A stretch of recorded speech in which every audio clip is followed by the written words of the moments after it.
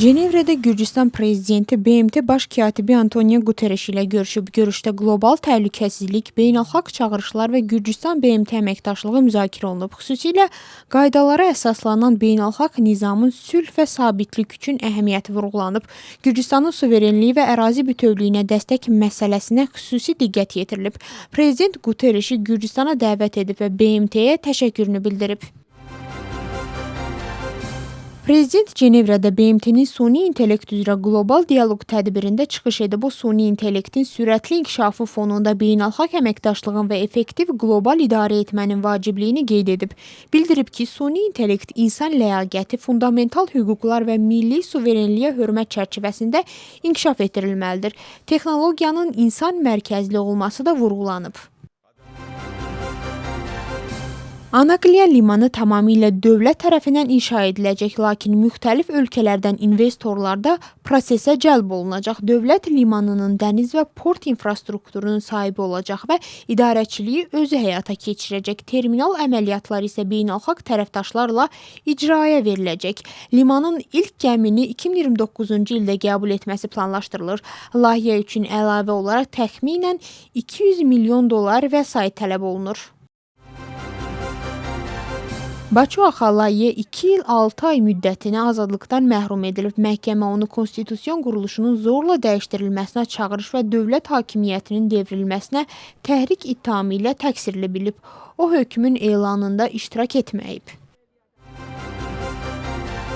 Gürcüstanla bağlı hazırlanan qətnamə layihəsi 8 iyulda səs verməyə çıxarılacaq. Sənəddə seçki prosesi ilə bağlı pozuntular və bəzi qanunlara dair narahatlıqlar qeyd olunur. Gürcüstan nümayəndə heyəti isə bu ittihamları rədd edərək sənədi əsassız adlandırır. Andrey Cağmaydzenin açıqlamaları siyasi müzakirələrə səbəb olub. O, Avropa Parlamentinin hesabatı və Gürcüstanda kilsənin rolu ilə bağlı fikirlər səsləndirib. Açıqlamalar ölkədə ictimai və siyasi debat yaradıb.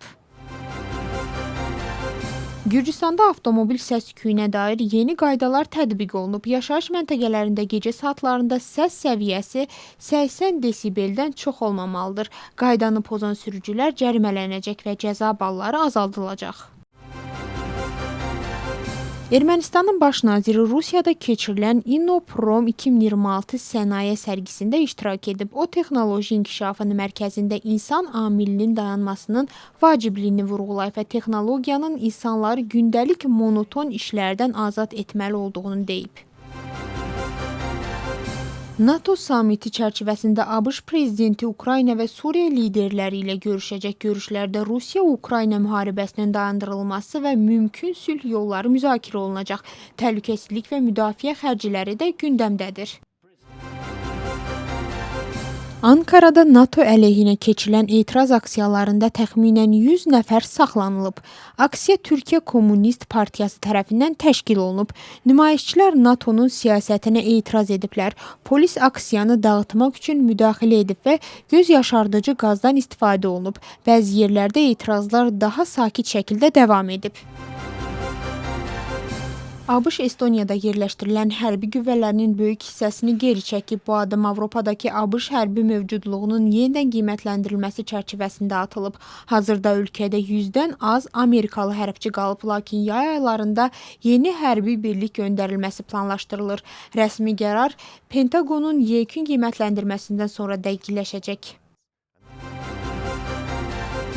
İsrail Livanın cənubundakı Nəbatiyə bölgəsinə dron hücumu həyata keçirib. Hücum nəticəsində 4 nəfər həyatını itirib. Bölgədə gərginlik davam edir və tərəflər bir-birini atəşkəsi pozmaqda günahlandırır.